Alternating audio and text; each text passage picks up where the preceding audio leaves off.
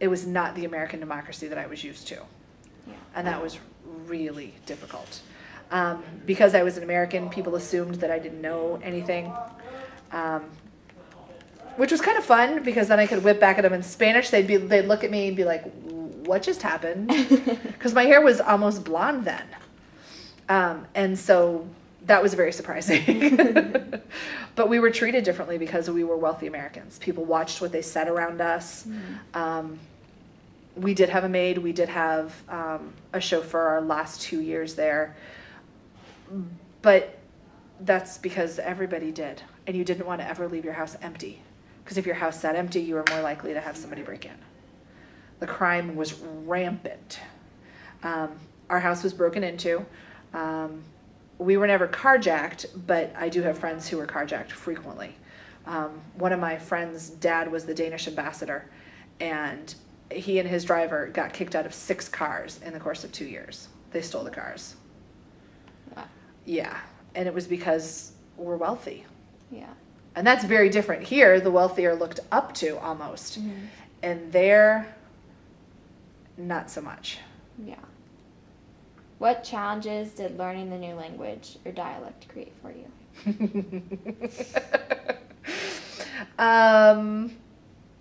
We had to take Spanish at school.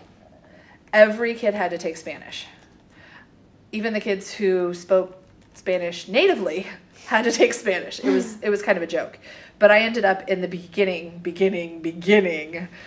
class, and it was everybody 7th, 8th, 9th grades who needed Spanish level 1. So that was an odd mix. Our maid at that point only spoke English. Well, no, I guess she spoke Spanish too, but she only spoke to us in English. She was Grenadian, so she did a lot of the translating for us the first year. Even the 3rd year there, we were all kinds of stupid things, like my sister broke her hand. Okay, you have to go to the hospital, but how do you say broken bone? Yeah. We don't know. The funniest one, did I tell you the story about the serpent in my kitchen? So. I was home alone with my sister, and so I would have been like 15 at the time. And I was sitting talking on the phone to my friend, and we had a counter that I was sitting up on. And up on a shelf, there was a giant snake curled up. Now, it probably wasn't giant. It seems really big. Yeah. And so I'm talking to my friend, Johanna, and I'm like, "Johanna, oh my gosh, there's nobody here. There's a giant snake." She's like, "Okay." Her chauffeur was my maid's brother. So her chauffeur gets on the phone, and I'm talking to him, and for the life of me, I cannot come up with the word snake.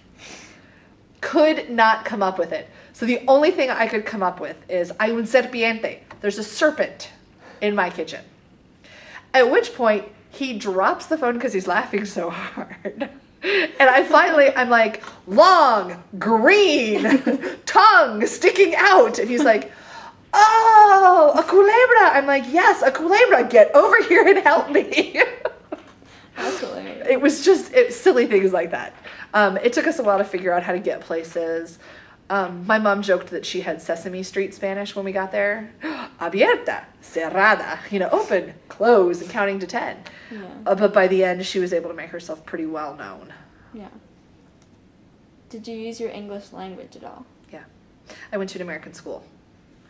And so we spoke English all day during the day.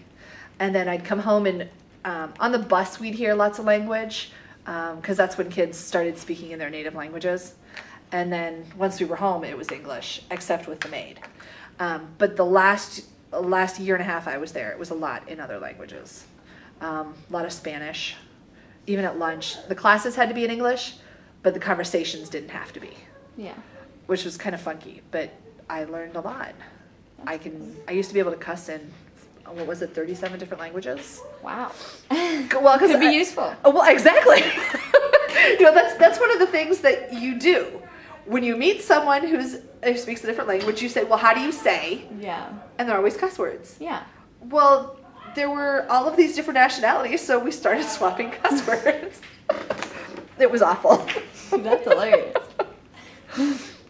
Are there any certain words you learned there frequently or heard frequently? Yes.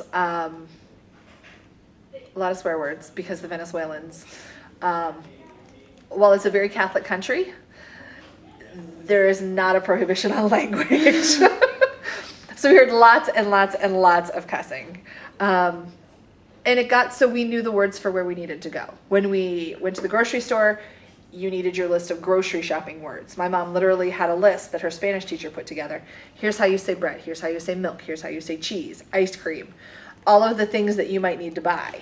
Yeah. And so she would take that with us, and when we couldn't find it because Venezuela had lots of shortages, you'd go and there would be no bread.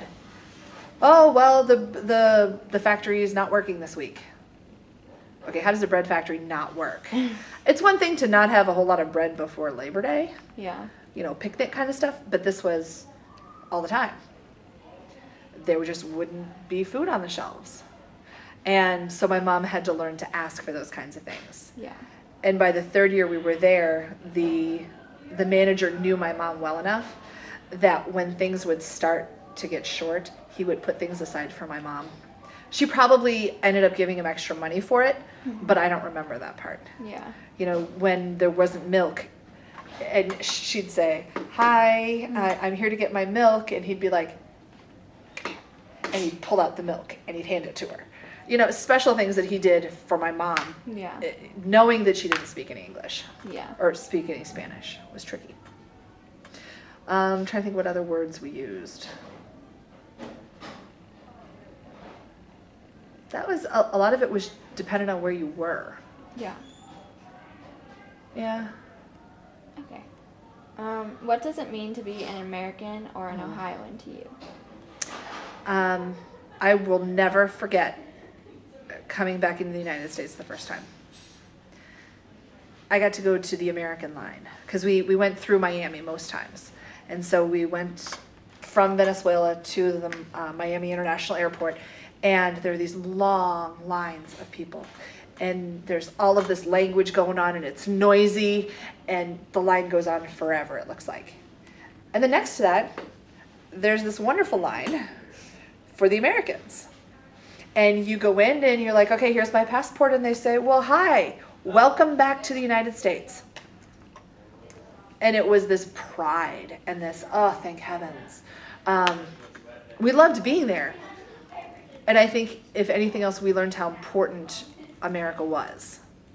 How important freedom of speech was, how important the political system was, how important the American culture is. Learned some of the bad sides of being an American. The greed we were accused of, the expectations that we were stupid, the fact that other countries didn't like the United States. I had never heard that before. Yeah. At the same time, I was extremely proud to be an American.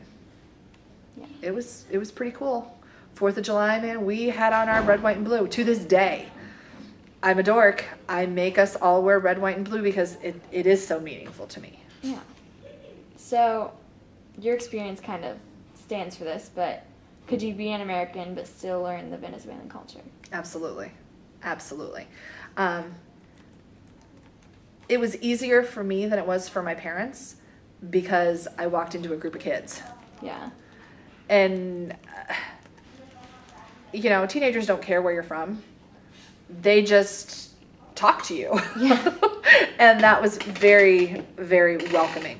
My mom had a much harder time because she didn't speak the language and because there wasn't anybody to really guide her. Like, I had friends who had lived there before, so when I didn't know what was going on, they helped me figure it out. I learned how to take the bus system, and I learned how to go to the mall, and I learned all of those things from my friends. My mom didn't have anybody to teach her. Mm-hmm. And that was much harder. I feel like I learned more of the culture than she did simply because of the people I was with all day. What laws should the U.S. have toward immigration and immigrants, if any? This is a really tough one. Because I have two very different sides of me battling it out. Yeah. The side that lived in Venezuela says everybody should be able to go anywhere they want whenever they want to.